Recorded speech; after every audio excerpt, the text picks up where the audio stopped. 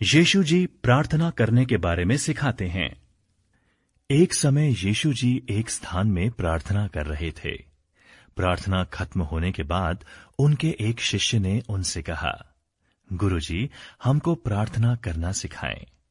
तब यीशु जी ने अपने शिष्यों से कहा, जब तुम प्रार्थना करते हो तब ऐसा कहना, हे पिता परमात्मा, तुम्हारा नाम पवित्र माना जाए, तुम्हारा राज्य आए, हमको हमारे रोज का खाना दिया करना, हमारे पापों को माफ करना, क्योंकि हम भी अपने सभी कसूरवारों को माफ करते हैं, और हमको ऐसी परीक्षा में न डालना कि हम कोई पाप कर बैठें। फिर यीशु जी ने उनसे ऐसा भी कहा, मान लो कि कोई आधी रात को अपने साथी के पास जाकर ऐसा कहे कि यार, मुझे 3 रोटी उधार दे दो, क्योंकि मेरा एक साथी सफर करके मेरे यहां पहुंचा है और उसको खिलाने पिलाने के लिए मेरे घर में कुछ भी नहीं है। और ये सब सुनकर वह अंदर से ये उत्तर थोड़ी देगा कि मुझे परेशान नहीं करो, अब तो मैंने दरवाजा भी बंद कर दिया है, मेरे बच्चे भी सो रहे हैं, मैं उठकर तुझे कुछ नहीं दे सकता हूं। मैं तुमसे कहता हूं, अगर वह आदमी उसका दोस्त भी नहीं होता तब भी वह पक्का उठकर उसको कुछ भी देगा, क्योंकि वह जोर देकर मांग रहा है। इसलिए मैं तुमसे कहता हूं, मांगो तब तुमको दिया जाएगा, ढूंढोगे तब पाओगे, खटखटाओगे तब तुम्हारे लिए खोला जाएगा।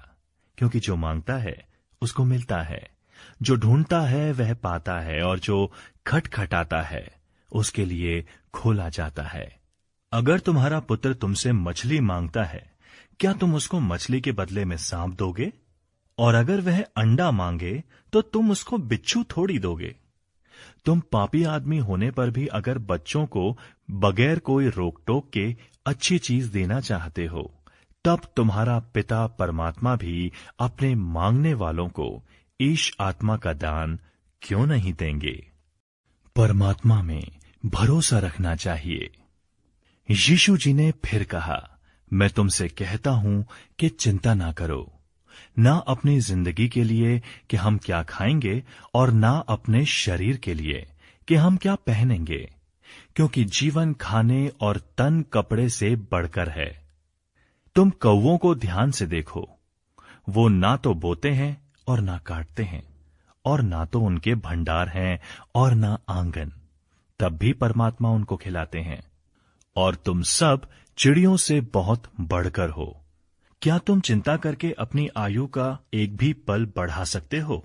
अगर तुम इतना छोटा काम भी नहीं कर सकते हो, तब दूसरी बातों के लिए चिंता क्यों करते हो?